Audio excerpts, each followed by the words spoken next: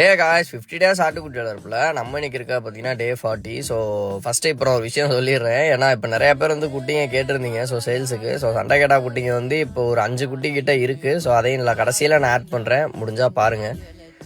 So next அதே மாதிரி என்னடா திடீர்னு காக்டைல் எடுத்துகிட்டு வரேன் அப்படின்னு சொல்லி நினைக்கிறீங்க. ஏன்னா நான் முன்னாடி வந்து எல்லா பேர்ட்ஸுமே ப்ரீட் பண்ணேன். ஸோ ஆனால் இப்போ நம்மளுக்கு அது மாதிரி இன்ட்ரெஸ்ட் போயிடுச்சுன்றதோட நம்மளால் அதை மெனக்கிட முடியல. ஸோ அந்த ரீசனுக்காக நம்ம வாங்குறது கிடையாது. இல்லைனா நம்ம சிக்கெல்லாம் இப்போ எடுக்க வேண்டிய அவசியமே இல்லை. நம்மள்ட்ட நேரம் அவ்வளோ சிக்கு கிடந்திருக்கும். ஸோ ஏன்னா நல்ல பேராக ஒரு 3 பேர் காக்டைலு. ஸோ எல்லா வெரைட்டிஸ்லேயுமே பேர்ட்ஸ் வச்சுருந்தேன். டைமண்ட் டவு, அதாவது வந்து புறாங்கள் நிறையா கிடக்கும் நம்மள்ட்ட. ஸோ அப்போ வந்து நம்மளுக்கு வேறு எதுவும் இந்த மாதிரி பிஸ்னஸ் வேறு எதுவும் வேலைலாம் இல்லை, சும்மா இருந்தோம். ஸோ அதனால் வந்து எல்லா பேர்ட்ஸுமே கொஞ்சம் அப்படியே ரொம்பலாம் பெரிய ப்ரீடர்லாம் சொல்ல முடியாது, ஓரளவுக்கு ப்ரீட் பண்ணுவேன். ஸோ ஒரு பெங்காலி ஃபின்ச்சஸ்ஸு, ஸோ அந்த மாதிரி நிறையா பேர்ட்ஸ் வச்சுருந்தேன். ஸோ இப்போ அதே மாதிரி ஒரு 2 பேர் மட்டும் எடுத்து வைப்போம். ஸோ செட் ஆச்சுன்னா பார்த்துக்கலாம் அப்படின்ற மாதிரி தான் எடுத்திருக்கேன். அதுவும் இல்லாமல் மழை காலத்தில் பனி காலத்துலாம் ப்ரீட் ஆயிடுவாங்க. ஸோ வெயில் நேரத்தில் வந்து சுத்தமாக ப்ரீட் ஆக மாட்டாங்க. ஸோ அப்போ நமக்கு ஓரளவுக்கு மெனக்கிட்டு பார்க்குற மாதிரி தான் இருக்கும்.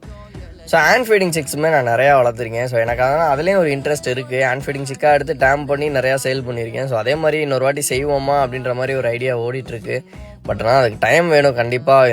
ஏன்னா இப்போ ஹேண்ட் ஃபீடிங்லாம் பண்ணுறோம் அப்படின்னா அவங்களோட நம்ம டைம் ஸ்பெண்ட் பண்ணியே ஆகணும். ஸோ அதனால தான் எனக்கு சுகர் கிளைடர் அது மாதிரி நிறையா வரும்போதுமே நான் எடுக்கலை. ஏன்னா கொஞ்சம் ஒரு 1 மந்த்துக்குள்ளே நம்ம எல்லாம் ஓரளவுக்கு ஃப்ரீ ஆயிடுவோம். ஸோ ஆனதுக்கப்புறம் நம்ம எதுவாக இருந்தாலும் வளர்த்துக்கலாம், இப்போதைக்கு எது வேணாம் அப்படின்னு சொல்லிட்டு கொண்டு வந்தாச்சு. ஆனால் இந்த பயல்கிட்ட இருந்தால் எனக்கு இவங்களை எப்படி காப்பாற்ற போகிறேன்னு எனக்கு தெரியவே இல்லை.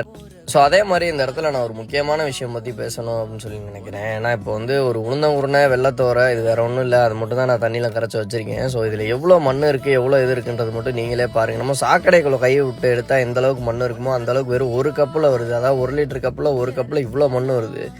ஸோ அமௌண்ட் வைஸுன்றதை பார்க்கும்போது மற்ற குருணையோட இந்த குருணையை விலை கூட தான், 55 ரூபா அந்த சம்திங் அவ்வளோ போட்டுட்ருக்காங்க.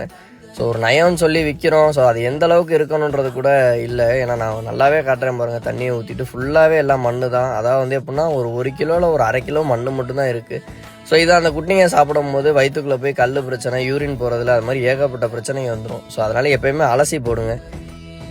ஸோ இப்போ போட்டிருக்க எல்லா குட்டிங்களுமே சேல்ஸுக்கான குட்டிங்க தான். ஸோ எல்லாம் ஒரு 2 மாதம் அது மாதிரி தான் இருக்குங்க. ஸோ ஓரளவுக்கு தீவனம் திங்கிறாங்க, இருந்தாலும் ஒரு நேரம் அது மாதிரி பால் போடுற மாதிரி தான் இருக்கும். ஸோ உங்களுக்கு எதுவும் தேவைப்பட்டுச்சு அப்படின்னா கண்டிப்பாக காண்டாக்ட் பண்ணுங்கள். ஸோ இவன்கிட்ட இருந்து இவங்களை எப்படி பாதுகாக்கிறதுன்றதும் ஐடியா இருந்தாலும் கண்டிப்பாக சொல்லிட்டு போங்க.